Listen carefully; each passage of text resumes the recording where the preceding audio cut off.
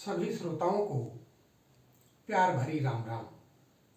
आज एक विशिष्ट परिचय में आपका परिचय करवाते हैं सभाचंद सुभाष जी से। ये लेखन कार्य करते हैं और मैंने इनको सुना है, बहुत ही दिल से लिखते हैं और बेबाक लिखते हैं।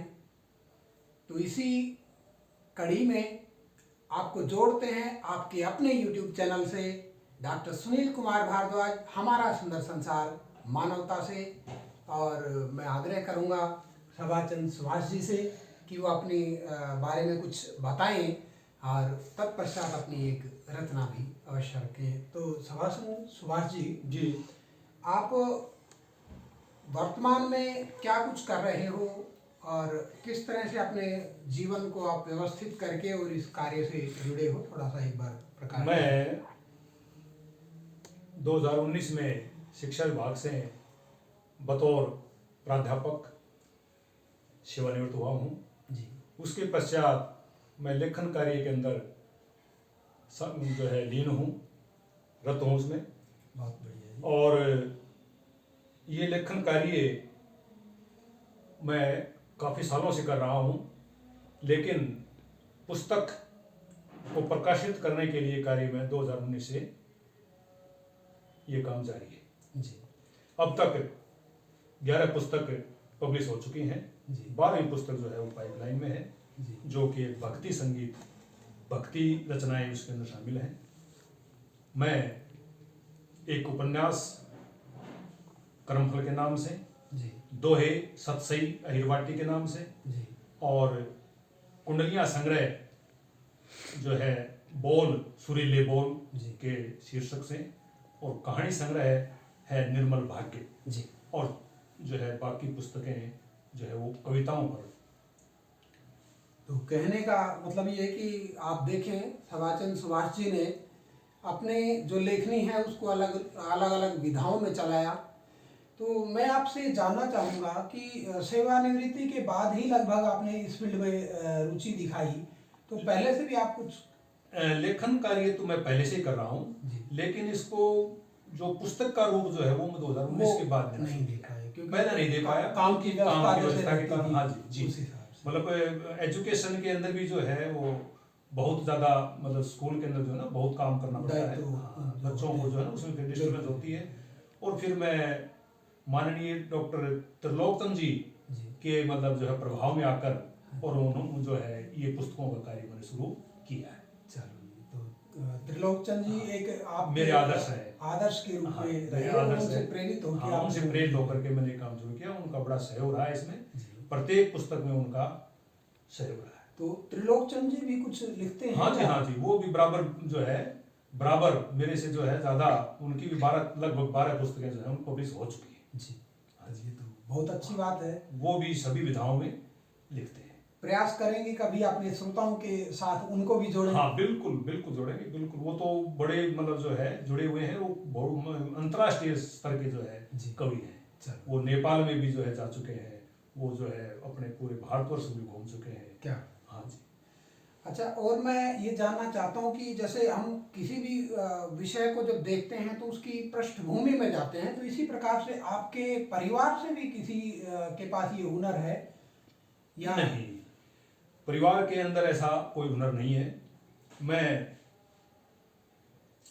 मेरे पिताजी जो है 1965 के वार में जो है शहीद हो गए थे, और ये समझो कि माँ के आंचल के अंदर जो है उसके नीचे जो है मैं ये पला बढ़ा हूँ। और बूढ़ा दादाजी उनके जो है उनके गुण स्वभाव, उनका जो है उनकी शिक्षाएं जो है वो मेरे अंदर मतलब है। बाकी ये सब लिखने का जो है ना प्रयास जो है वो मेरा अपना ही है, कोई और किसी मतलब जो है परिवार के अंदर ऐसा कोई नहीं। चलो जी, ये तो बहुत एक अच्छी बात होती है। कई बार तो क्या होता है कि हम हमारे घर में किसी से हम मोटिवेट होते हैं, कुछ बेसिक हाँ जी, संस्कार हमें जी मिल जाते हैं, बिल्कुल। लेकिन आपका ये रहा कि मतलब एक अलग से फील्ड आपने अपनी रुचि से बनाया, हाँ जी, और इस फील्ड में आप इतने बढ़ रहे हैं। लगभग 11 पुस्तकें आपकी आ चुकी हैं और जी। एक पुस्तक और आने वाली है। जी और वो भी हम बात करें तो विधा जो है उसको अलग अलग विधा में आपने अपने जो है योग्यता इसको दर्शाया है। जी तो अब मैं और आपसे जानना चाहूँगा कि बचपन की कुछ यादें जो आपके साहित्य में उतरते होंगी, जो अपने गांव की यादें उतरती हाँ होंगी, जी, तो वो एक बेसिक जो अपना जड़ है, तो जैसे हम कहते हैं कि जड़ को सींचे बिना वृक्ष को पड़ता मुरझाना। तो हमारी जड़ें जो हैं वो ग्रामीण अंचल से जुड़ी हैं। बिल्कुल। तो आप कह रहे थे कि उसी से संदर्भ में कुछ आप अपनी एक रचना पढ़ने वाले हैं। हाँ जी, तो श्रोता भी हमारे प्रतीक्षा में होंगे। हाँ जी। तो आप पढ़ें। मेरी जितनी भी जो कविताएं हैं, रचनाएं हैं, उसमें ज़्यादातर ग्रामीण अंचल से ही मतलब जो है संबंधित है। क्या बात है। और मैं अपनी एक कविता सेवा में प्रस्तुत करता हूँ जिसका शीर्षक है मेरे गांव की माटी। क्या बात है, बहुत सुंदर। चंदन सी खुशबू आती है, चंदन सी खुशबू आती है, माटी में बंठन खेला, गली गली में बचपन डोला, लगा भला पावन मेला।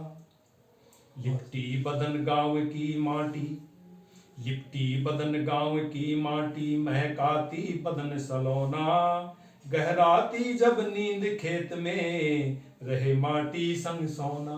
गजब।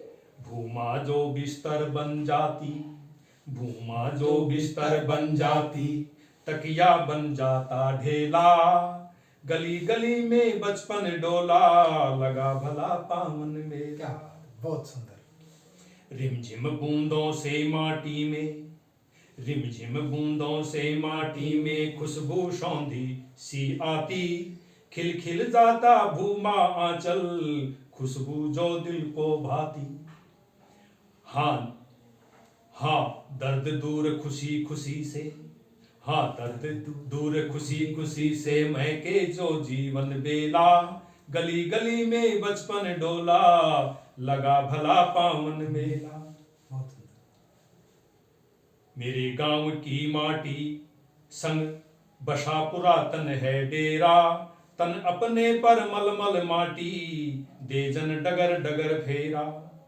है ऋण माटी का सिर पर, है ऋण माटी का सिर पर, जन जन का दुख जो झेला, गली गली में बचपन डोला, लगा भला पावन मेला।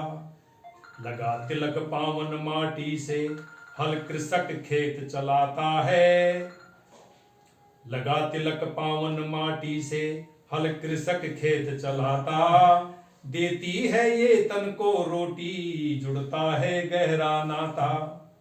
फल फूल लदे कण माटी से, फल फूल लदे कण माटी से, देती है चावल सेला, गली गली में बचपन डोला, लगा भला पावन मेला।